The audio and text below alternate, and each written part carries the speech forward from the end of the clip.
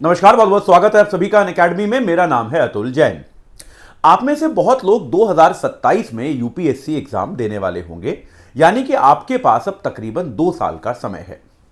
अब देखिए, ये 2 साल का समय जिन लोगों के पास होता है उनको मैं मानता हूं कि वो अपनी तैयारी के एक सबसे पेचीदा और सबसे कंफ्यूजिंग जगह पर खड़े होते हैं।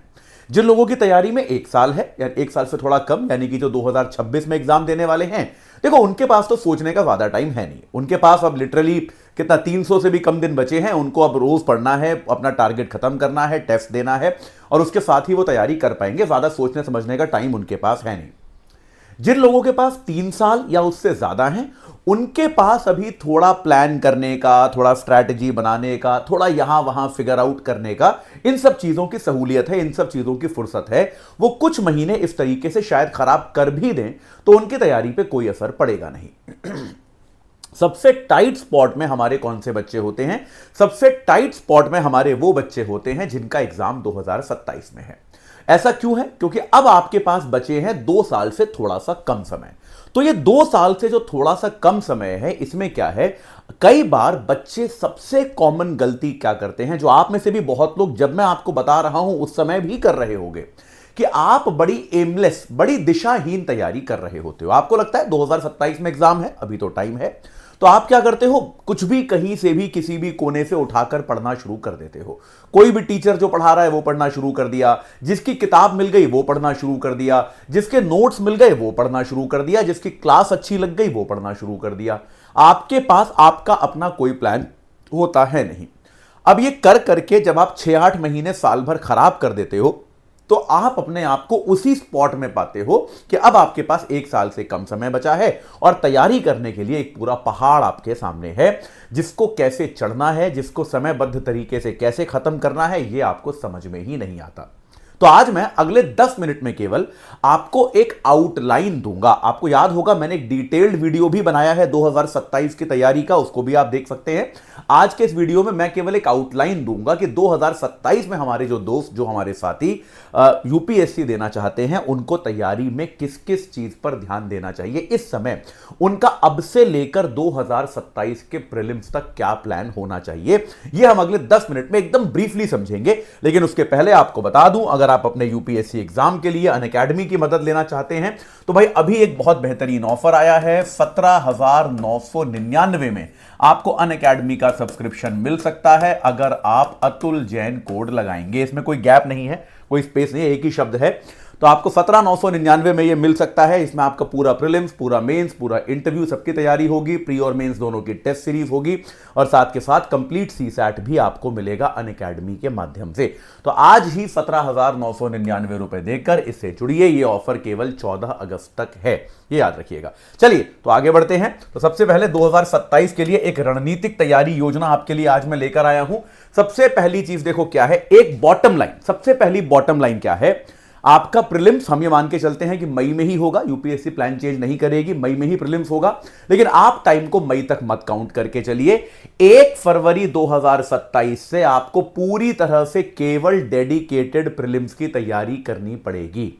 ये याद रखिए, 1 फरवरी 2027 से अगर आपने अपनी सारी किताबें बंद करके नहीं रखी और केवल प्री पर फोकस नहीं किया, ये कैसे होगा? रोज एक मॉक देना पड़ेगा और रिवीजन करना पड़ेगा केवल प्रीलिम्स के लिए।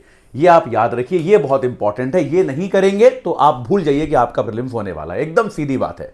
जो आदमी कितनी भी तैयारी करी हो, जो आदमी फरवरी से केवल प्रीलिम्स पे फोकस नहीं करता, फरवरी, मार्च, अप्रैल और बचा खुचा मई, उसका प्रीलिम्स नहीं होता। एकदम सीधी बात है। तो ये आपको करना ही पड़ेगा, ठीक है। अब आपके पास टाइम क्या बचा? यानी कि केवल जनवरी 2027 तक का टाइम है। आपके 4 महीने मैंने पहले ही छीन लिए, उसमें आप कुछ नहीं पढ़ोगे नया, ठीक है। तो आपको उसके पहले पूरा जीएस, पूरा सीसैट और अपना ऑप्शनल पूरा करना पड़ेगा। बात समझ में आई कि नहीं आई? और इसके अलावा कम से कम एक पूरा संशोधन, एक पूरा रिवीजन जो है वो मैंडेटरी है। एक बार रिवीजन, अगर कंप्लीट रिवीजन एक बार प्रीलिम्स के पहले नहीं किया तो बहुत दिक्कत हो जाएगी, याद रखिएगा, ठीक है। तो अच्छा, इसके अलावा पूरा का पूरा 2026 जो है उसमें आपकी जो जीएस की पढ़ाई चल रही है, आपकी जो ऑप्शनल की पढ़ाई चल रही है, उसके पैरेलल आपको 2 चीजें करनी पड़ेंगी। पहला है रोज करंट अफेयर्स। करंट अफेयर्स को अगर प्रोजेक्ट की तरह साल के आखिर के लिए रखोगे कि मैं बस तो महीने में एक बार पढ़ लूंगा किसी मैगजीन से, या साल के अंत में जो वो कंपेंडियम आते हैं उनसे रट्टा मार लूंगा, सवाल नहीं कर पाओगे। रट तो लोगे मुझे पता है, लेकिन सवाल नहीं कर पाओगे एक भी। सवाल पर करने के लिए रोजाना करंट अफेयर्स करना बहुत जरूरी है। यही सेम सिचुएशन अब सीसैट के साथ भी हो गई है भाई। सीसैट भी अब अगर आप सोचोगे कि केवल एक महीना कोई किताब लाके किसी सर की क्लासेस करके अच्छे से कर लूंगा, नहीं हो पाएगा। आपको सीसैट जो है वो हाईली स्किल्ड गेम बन चुका है, इस बात को समझिए। और उस स्किल्ड गेम के लिए आपको रोजाना उसकी आदत डालिए। जैसे स्कूल टाइम पे नहीं करते थे कि रोज 15-20 मिनट आधा घंटा गणित पढ़ते ही पढ़ते थे, करते थे कि मतलब मैं तो करता था कम से कम स्कूल टाइम में। आप रोज 20 मिनट 25 मिनट आधा घंटा कुछ तो कीजिए। तो ऐसे ही रोजाना कुछ ना कुछ समय आपको सीसैट के लिए भी निकालना पड़ेगा। ये 4 ऐसे पॉइंट्स हैं, ये नहीं किए तो यूपीएससी का सपना भूल जाओ, कभी नहीं कर पाओगे। एकदम सीधी सीधी बात है।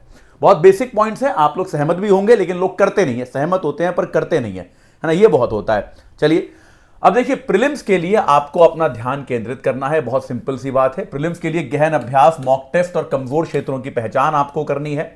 प्रीलिम्स के लिए आपको क्या करना है, देखिए प्रीलिम्स जो है एक अलग तरह का एग्जाम होता है। उसके लिए आपको जो चीजें आती है उनका स्कोप बहुत वाइड होना चाहिए।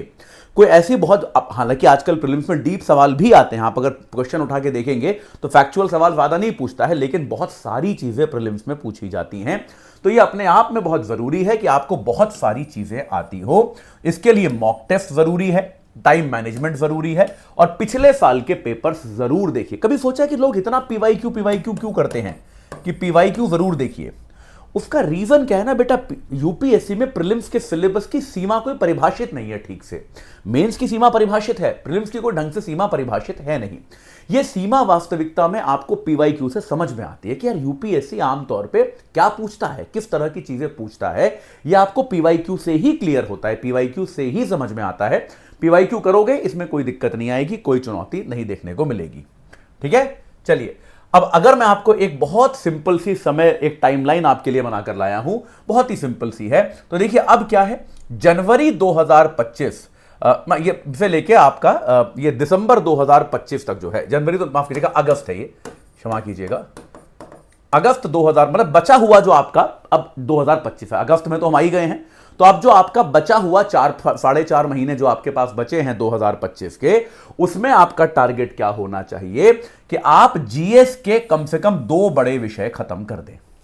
मान लीजिए मैंने एग्जाम्पल लिखा है, वो विषय आप बदल सकते हैं, इतिहास और भूगोल। मैंने एग्जाम्पल के लिए लिखा है कि अक्सर बच्चे हिस्ट्री से शुरू करना चाहते हैं, या पॉलिटी से शुरू करना चाहते हैं, या इकोनॉमिक्स से शुरू करना चाहते हैं, वो आपकी मर्जी है। लेकिन जो आपके ये बिग 5-6 सब्जेक्ट्स हैं, history, geography, polity, economics, science and technology और एनवायरनमेंट, इन 6 में से कोई से 2 विषय आपको खत्म करने ही करने हैं दिसंबर 2025 के पहले। उसके साथ के साथ सीसैट का कम से कम कोई एक हिस्सा, जैसे मान लीजिए मैथ्स, तो आप ज्यादा अपना मतलब ज्यादा रायता फैलाइए ही मत। अभी से आप हिस्ट्री भी पढ़ रहे हो, ज्योग्राफी भी पढ़ रहे हो, पॉलिटी भी, इकोनॉमिक्स भी, मैथ भी, साइंस भी, आर्ट एंड कल्चर भी, क्यों कर रहे हो ये सब? एक बार में 1 चीज 2 चीज करो ना कायदे से। इतना रायता फैलाओगे कुछ भी ढंग से हो नहीं पाएगा, टाइम खत्म होता चला जाएगा। तो अभी आप ये मान के चलिए कि मुझे अभी 2 सब्जेक्ट्स करने हैं, कोई से 2 पकड़ लो जो आपको अच्छे लगते हो, जो आपको अपेक्षाकृत आसान लगते हो या अपेक्षाकृत मुश्किल लगते हो। वो हर आदमी की सोच अलग अलग होती है, कुछ लोग आसान से शुरू करते हैं, कुछ लोग पहले मुश्किल से शुरू करते हैं। जो आपको ठीक लगे आप कीजिए, कोई दिक्कत नहीं है। लेकिन दिसंबर तक ये 2 विषय खत्म करने ही करने हैं, और साथ के साथ सीसैट का भी एक पार्ट कोई पूरी तरह से खत्म कर देना है। इतना कर लिया, वेरी गुड। दिसंबर 2025 का टारगेट खत्म। इसके आगे दिसंबर 2025 में कुछ अचीव नहीं करना। 26 शुरू होगा, 2026 में क्या करना है, जनवरी से लेकर जून तक पहले 6 महीने आप ये कोशिश करिए कि अपना आधा समय अपने ऑप्शनल को दीजिए। अब तक इस साल आप अपना ऑप्शनल भी फाइनल कर लो। ये जो कंफ्यूजन चलता रहता है कि हिस्ट्री लूं कि पॉलिटिकल साइंस लूं कि सोशियोलॉजी लूं या फिर हिंदी लिटरेचर लूं या फिर कुछ और लूं, कोई बात नहीं, कंफ्यूजन बहुत अच्छी चीज है। सोच लो, विचार कर लो, दोस्तों से बात कर लो, टीचर्स से मिल लो, चर्चा कर लो, पिछले सालों के सवाल देख लो, जो करना है कर लो।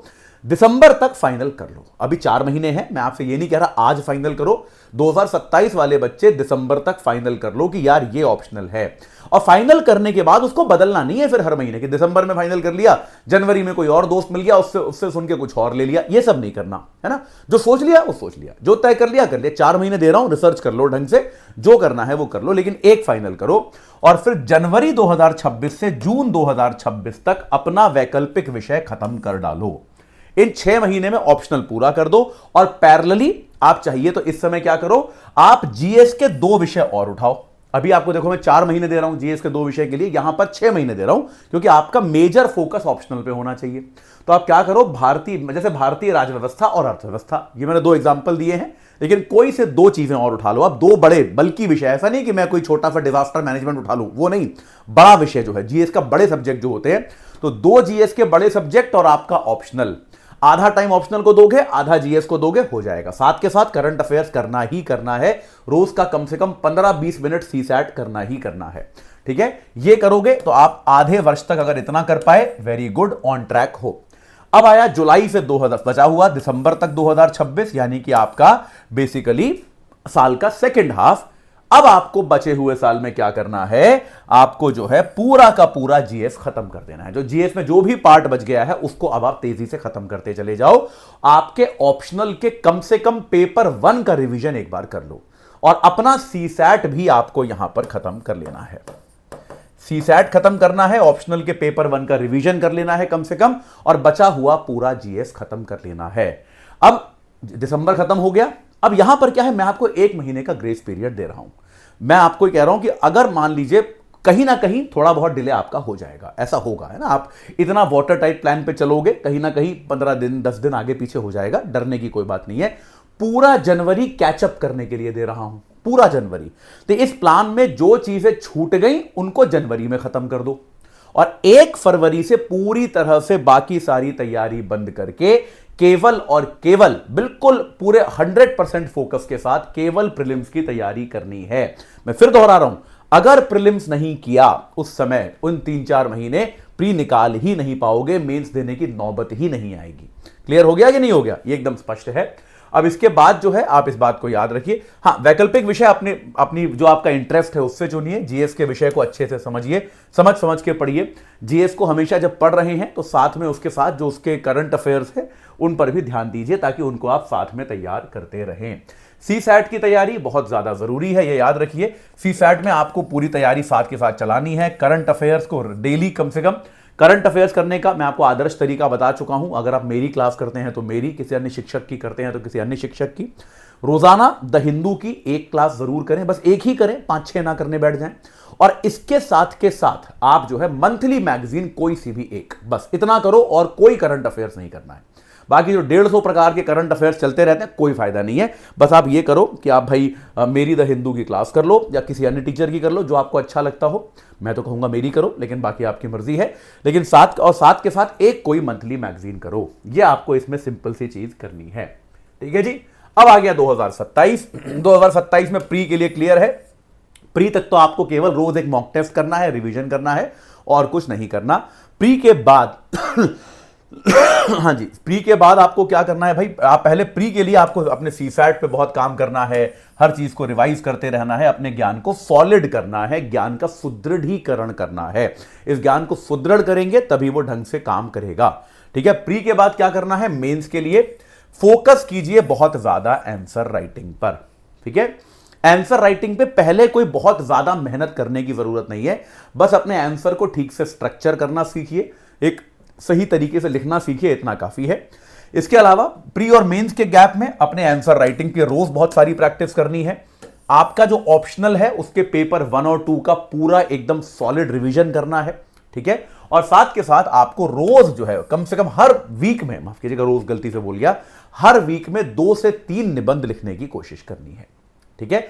तो ये चीजें अगर आप प्री और मेंस का जो आपके पास करीब 2 से 2.5 महीने के आसपास का गैप होता है, 2.5 महीने का, उसमें आप 75 दिन ये काम करेंगे तो आपके मेंस की तैयारी भी एकदम रॉक सॉलिड हो जाएगी। मेंस की तैयारी भी आपकी एकदम प्रॉपरली हो जाएगी, उसमें आपको कोई दिक्कत नहीं आएगी। ये बात क्लियर है। मैं आग्रह ये करूंगा कि ये मैंने एक सिंपल सा एक पाई चार्ट का एक तरीका बनाया है, ये आप खुद बनाना शुरू करें।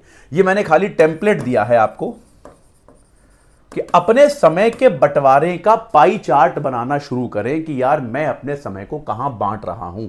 यह इसलिए जरूरी है कि हम में से ज्यादातर लोग जो हैं वो अपने समय का माइंडलेसली उपयोग कर रहे हैं। खास तौर पे 2027 वाले बच्चे, मतलब जितनों से मेरी बात होती है, कुछ भी पढ़ रहे हैं, जो उनका मन कर रहा है कहीं से भी कुछ भी पढ़ रहे हैं। अभी कोई फोकस, कोई प्लान नहीं आया है आपके लिए, तो वो प्लान के साथ पढ़िए, अपने समय का बंटवारा कीजिए, उस पर स्टिक कीजिए, ये बहुत ज्यादा जरूरी है। ठीक है, देखो यार, सीधी सीधी बात है, आप जो है अगर आप धैर्य रखेंगे, समर्पण रखेंगे, तो सफलता आपको मिलेगी। उसके लिए एक प्लान की जरूरत है। अगर इस प्लान से अलग आपके पास कोई और प्लान है, मेरे विचार में ये मेरा बनाया हुआ प्लान है, मेरे ख्याल से ये बहुत ज्यादा सही प्लान है। इसमें आपका पूरा करिकुलम समय से कवर होता है, इसमें आपके पूरे करिकुलम के मल्टीपल रिविजन्स होते हैं। इसके अलावा अगर आपको कोई और प्लान, आपको लगता है कि मैं ये वाला प्लान फॉलो कर रहा हूं, ये बेहतर है कि नहीं, आप मुझे भेजिए, मैं आपके प्लान को रिव्यू करके आपको उसमें कमियां या उसमें और सुधार की गुंजाइश है वो मैं आपको बताऊंगा। अगर आप अपनी यूपीएससी की तैयारी में अनअकैडमी की सहायता लेना चाहते हैं तो याद रखिए, अनअकैडमी का सब्सक्रिप्शन अभी आपको मिल सकता है मात्र 17,999 रुपए में, अगर आप अतुल जैन कोड लगाएंगे। ठीक है जी, तो आज ही जुड़ जाइए। ये ऑफर जो है अब तक का न्यूनतम दाम है, इसके बाद कभी नहीं आएगा, और केवल 14 तारीख तक ये उपलब्ध है। आपकी पूरी जो है प्रीलिम्स मेंस इंटरव्यू सबकी तैयारी केवल 17,999 में हो जाएगी। इसको आज ही जुड़ जाइए इससे। ये ऑफर केवल 14 तक है, और अपनी तैयारी को सही आकार प्रदान कीजिए। इस चर्चा से जुड़ने के लिए आप सभी का बहुत बहुत धन्यवाद।